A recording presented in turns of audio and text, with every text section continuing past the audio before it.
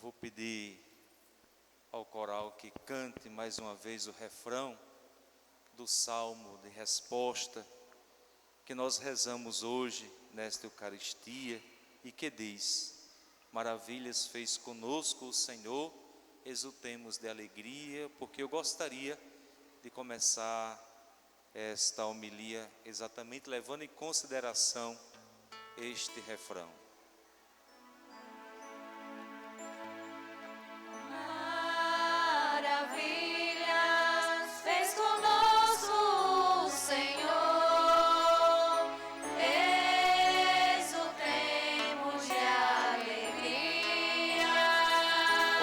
Agora, maravilhas.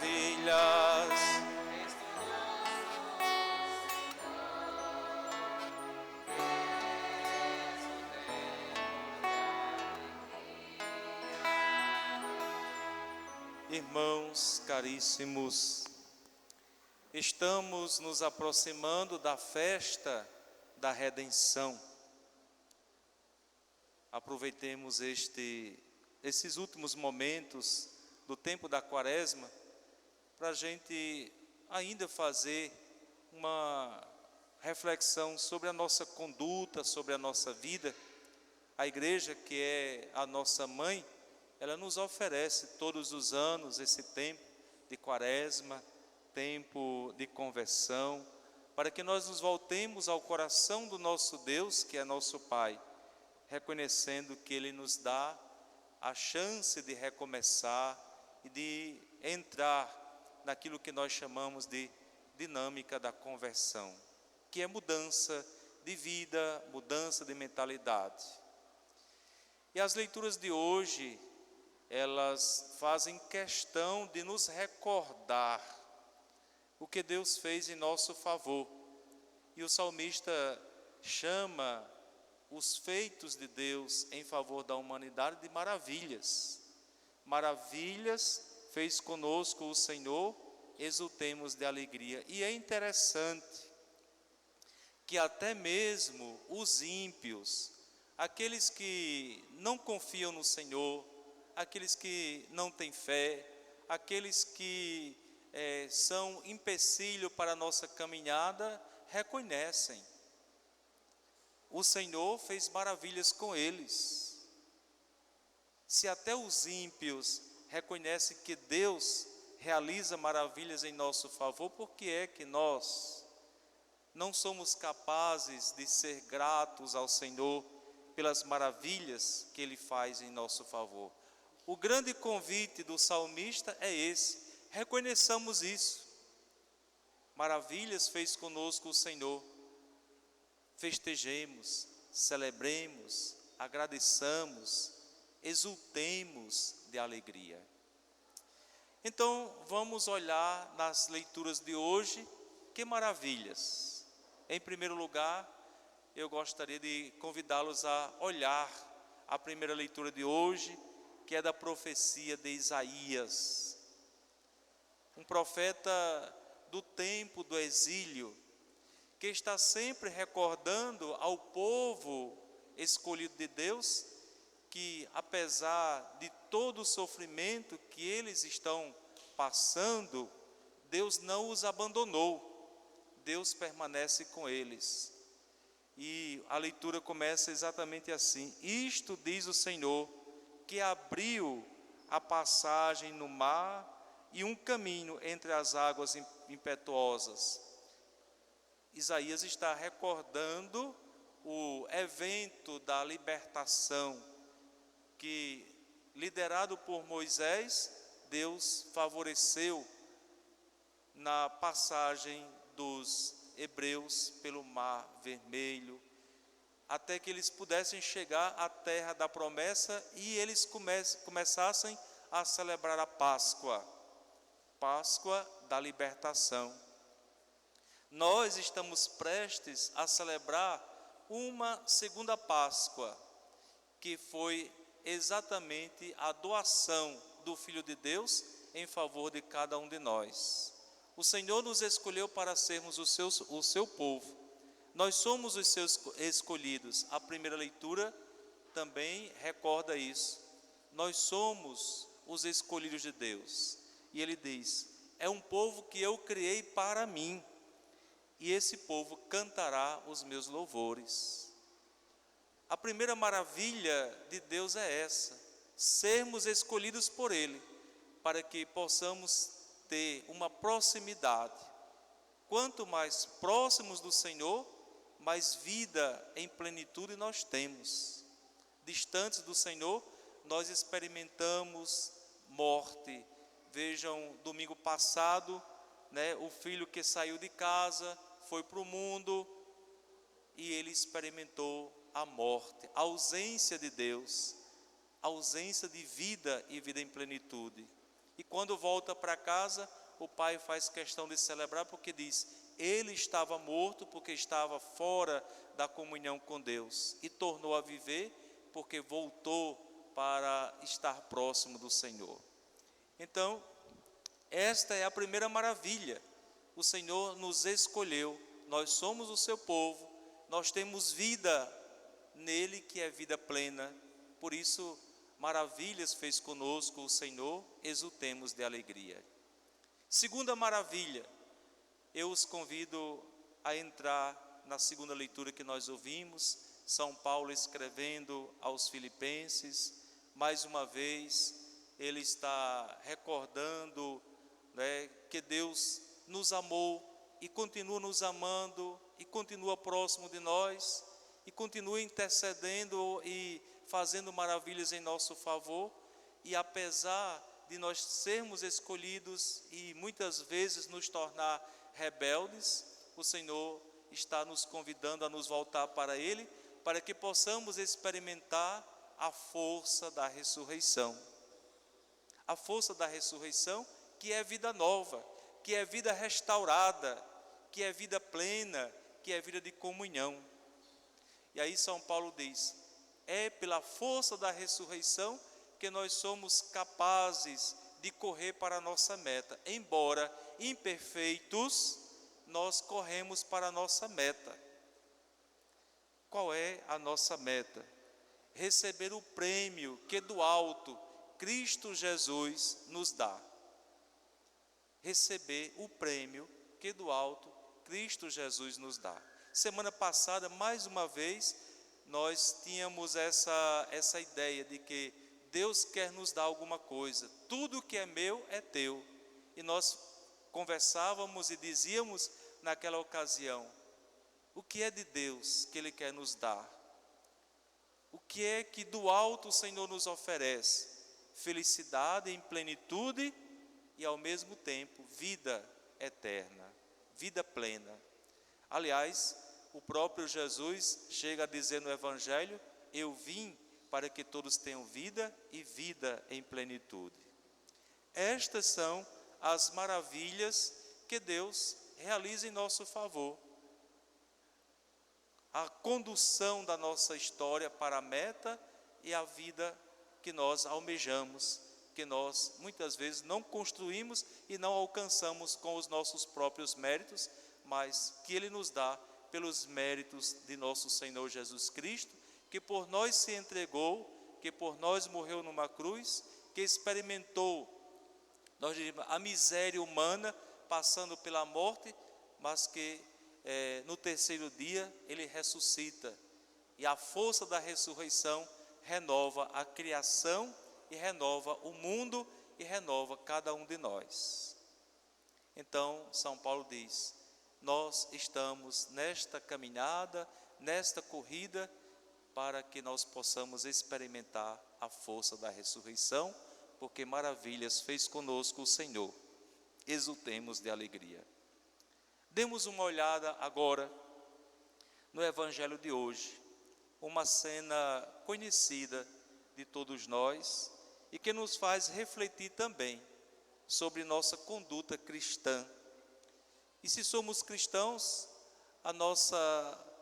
as nossas ações devem ser pautadas pelo critério da vida de Cristo. Inclusive, São Paulo também na carta aos Filipenses nos convida a ter em nós os mesmos sentimentos que há em Cristo Jesus.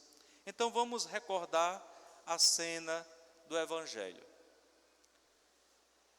Os fariseus, os mestres da lei, são tidos por eles mesmos como pessoas versadas sobre honradez, sobre interpretação das Escrituras.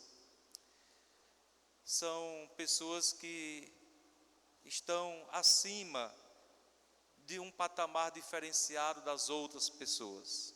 São considerados os puros, não se misturam com os doentes, porque são consideradas, as pessoas doentes são consideradas impuras, são pessoas doentes porque, segundo eles, são pecadores. E aí eles são sadios, porque acham que não são pecadores. Então, flagram uma mulher em adultério e levam-na até Jesus. E eles têm ali uma intenção muito clara. Em primeiro lugar, atingir aquela mulher, levá-la à morte. E ao mesmo tempo também querem colocar Jesus numa situação de cilada. Jesus poderia se colocar como aquele que é contra a lei de Moisés, que é a grande lei que rege a conduta daquele povo. Se Jesus se coloca contra a lei de Moisés, ele, de uma certa maneira, vai ser um transgressor da lei. Vai ser também condenado, vai ser também julgado. É importante que isso vai acontecer em outro momento, mas aquele não é o momento ainda. Então, a mulher está ali. E eles perguntam: que dizes a respeito disso? Moisés mandou apedrejar tal mulher. Jesus, então, sentindo compaixão e com a sabedoria do alto, se inclina, escreve no chão com o dedo. E nós não sabemos o que Jesus escreveu. Será que Jesus estava escrevendo o passado de pecados daqueles homens que estavam ali? Será que Jesus estava escrevendo no chão que o pecado deles talvez fosse o adultério com aquela própria mulher que eles estão condenando? Será que Jesus estava escrevendo com o dedo no chão ou desenhando que é importante mais misericórdia do que sacrifício? Nós não sabemos o que Jesus estava escrevendo no chão. E talvez isso nem importe. Mas o que importa para nós é o gesto de Jesus. É o gesto de Jesus. Na tempestade daquela gente que é acusadora, que tem discurso de ódio, de violência, tem discurso de morte, Jesus é calmaria, Jesus é serenidade. Jesus interpela os corações e interpela a mudança de vida. Então, finalmente, Jesus diz a eles: quem dentre vós estiver sem pecado, seja o primeiro a atirar nessa mulher uma pedra. E essa frase, ela vai atravessando o tempo, não é? Imaginem que mais de 2000 anos, essa frase de Jesus está inquietando os corações daqueles que tentam buscar a santidade, tentam buscar a vida de comunhão com o Senhor, porque ela de fato inquieta. Quando Jesus diz: quem dentre vós estiver sem pecado, atira a primeira pedra, Jesus vai refletir: vocês estão condenando alguém pelos seus pecados, mas vocês também não têm os seus? Vocês também não têm as suas fragilidades humanas? Hoje, quais seriam os nossos pecados que o Senhor nos acusa quando diz a nós, nesta noite: se você não tiver pecado, seja capaz de atirar uma pedra no outro? Quais são? Seriam os nossos preconceitos? Seria o nosso racismo? Seria o quê que nós estamos cheios dentro de nós e que precisamos nos examinar para que nós não possamos colocar para fora tudo isso em forma de ódio, de violência e de condenação das outras pessoas. Lembrando que Jesus diz: não condeneis para não seres condenados, não julgueis para não seres julgados. E aos poucos, aqueles que acusam aquela mulher vão embora, vão saindo um por um, começando pelos mais velhos. E é interessante porque esses mais velhos aqui talvez sejam aqueles que mais tenham as suas fragilidades. E depois eles estão reconhecendo, eu diria assim, que eles não têm autoridade moral e nenhuma outra autoridade para julgar e nem condenar a mulher e nem Jesus. Isso poderia também a gente pensar. Nós não temos autoridade moral para julgar e condenar ninguém. Interessante que outro dia, ainda nesse tempo de Quaresma, nessa perspectiva de autoridade moral ou não, a palavra de Deus dizia: aquele que se julgar, era o próprio apóstolo Paulo que dizia, aquele que se julgar grande, aquele que se julgar de pé, aquele que se julgar sem pecado, cuidado para não cair. E então Jesus pergunta à mulher: onde estão os teus acusadores? Onde estão eles? E aí pergunta: eles não te condenaram? Eu também não te condeno. Agora, é preciso que de hoje em diante você leve uma vida nova. É preciso que de hoje em diante você tenha novas atitudes, nova responsabilidade sobre a sua própria vida. Vai, e de agora em diante não pequeis. Quando a gente se depara com esta situação de Jesus, nós compreendemos como é o nosso Deus. É aquele que age com justiça, mas também com misericórdia. Deus não fez vista grossa do pecado daquela mulher pecadora. Também não faz vista grossa do nosso pecado, mas ao mesmo tempo, Ele nos dá a chance da gente recomeçar, da gente reconstruir a nossa caminhada, da gente, como diz São Paulo, esquecendo o que eu deixo para trás, eu me lanço para frente. Eu me lanço com a força da ressurreição para uma vida nova. Eu me lanço com a força da ressurreição para a vida da graça. Eu me lanço com a força da ressurreição para alcançar a santidade e a perfeição. Jesus vê naquela mulher uma filha amada, digna de perdão e de uma vida nova.